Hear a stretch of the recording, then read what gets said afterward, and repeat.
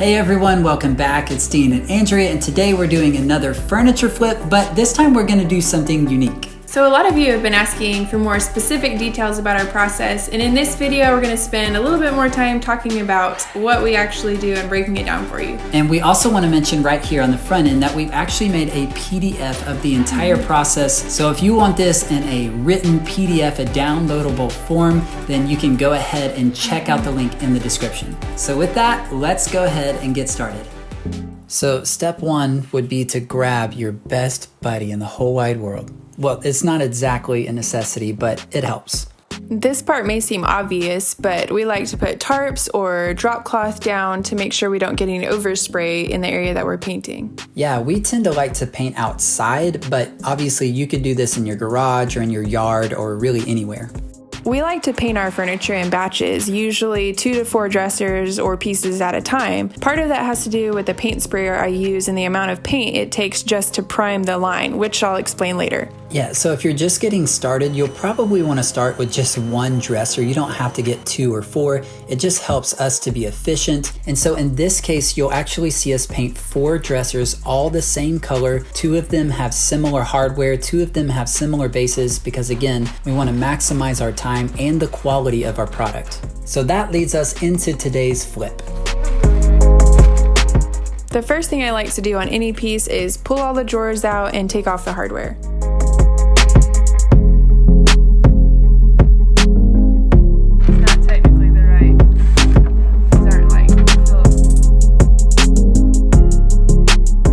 Next step is cleaning. I like to use TSP, but really you can use any good degreaser or just something that's going to get any dirt or oil off the surface of your furniture. Because no matter how well you prime and paint, it won't stick if your piece is dirty.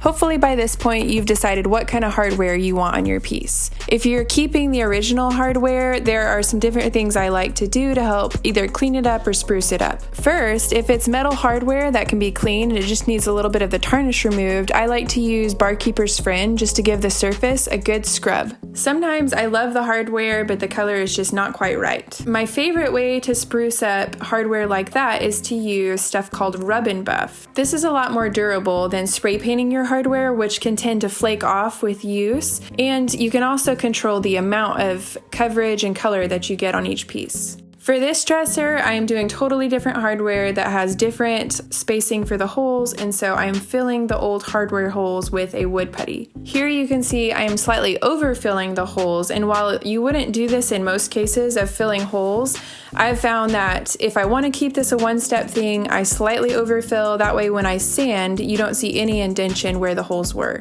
Next, I sand down all of the wood filler that I just applied with 150 grit sandpaper, and go ahead and give the rest of the piece of furniture a little sanding too, just to give a little extra grit for the primer to hold on to.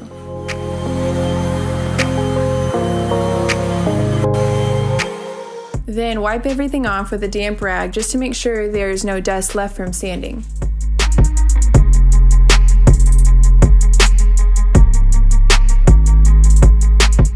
Next step is priming. I use Zinsser's shellac-based primer, and it is my absolute favorite. I have used them all, the water-based, oil-based, and this one just bonds better than anything.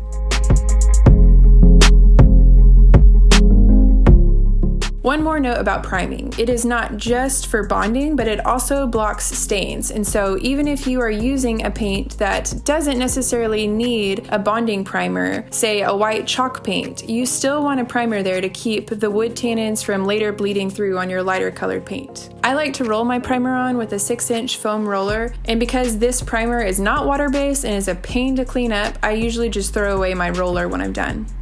Here I'm showing you how not to do this, because really you should tape off your drawers before you start priming. I like to use painter's tape with either 12 or 18-inch painter's paper to wrap my drawers.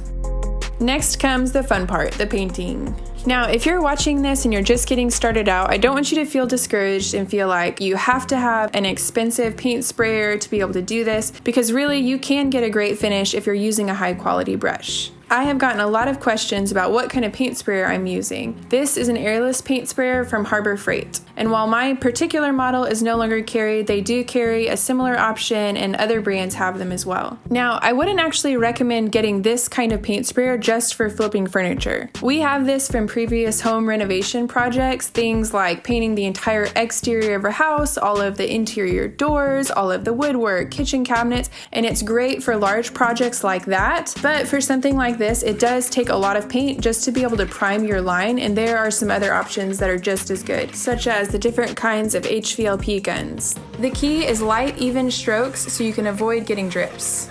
Once the first coat dries, I do a light sand with 220 grit sandpaper and then wipe off the dust. After that, I apply a second coat using the same light, even strokes. Once that coat dries, I do another light sand with a 220 grit sandpaper again, and it's time for the top coat. Here I'm using Minwax's water-based polyacrylic in a matte finish. And I found with the darker colors that it can sometimes look cloudy even once it's dried, and if I mix just a small amount of my paint in with the top coat, that solves that problem. Next up for this dresser is a custom wood base, which is totally optional and maybe a little advanced if you haven't used power tools before. Another option if you want to add legs is to buy pre-made legs from Amazon or somewhere like that. I make my bases out of red oak 1x3s and 2x2s. I make the new base just a little bit smaller than the width of my furniture and use a Craig jig to make pocket holes to put everything together.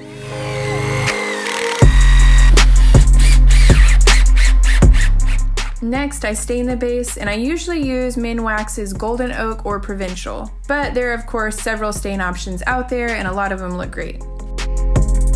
My favorite product to use when sealing stained pieces is Minwax's Wipe-On Polyurethane. Since I built a new base, I'm going to have to remove these old legs, and thankfully this one was really easy to remove and just required removing a couple of screws. Give me a kiss. Next, it's time for hardware. I used a simple cabinet hardware template to make sure I got my holes perfectly spaced and then attached the new hardware.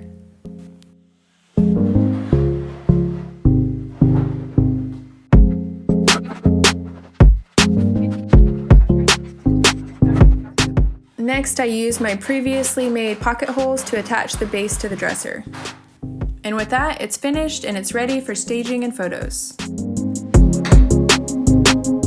Now, normally we stage our dressers with just a little bit of decor, and if you've watched our previous videos, you know that we had a dresser that looked very similar to this one, so we decided to do a little experiment. We staged one and we didn't stage the other. We listed them both at the same time for similar prices, and the staged one immediately got at least 10 times the amount of interest as the other one. So after a little while, we decided to stage this one too, take new pictures, list it again, and soon after we had a buyer. So that is her standard process, and again, we have this in a PDF that you can download for free. So if you're interested in that PDF, then check out the link in the description. All right, so now let's talk about numbers on this dresser.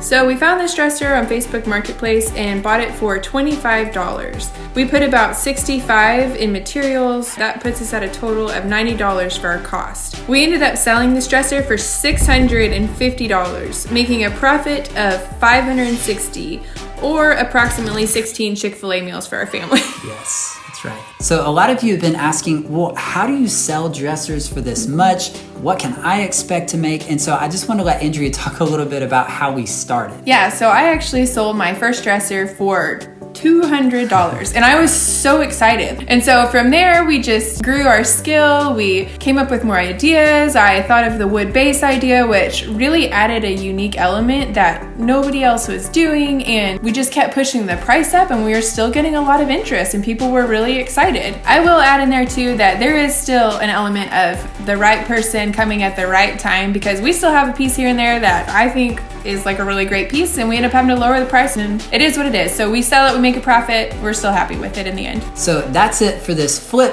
Hope you enjoyed it, and if you are enjoying these flips, then definitely stay tuned because we've got another fantastic flip coming up very soon.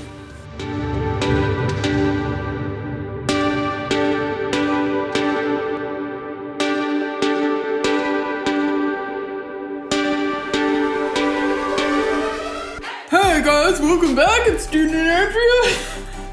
Your most natural smile for that. Showing all my teeth. So we bought this dresser.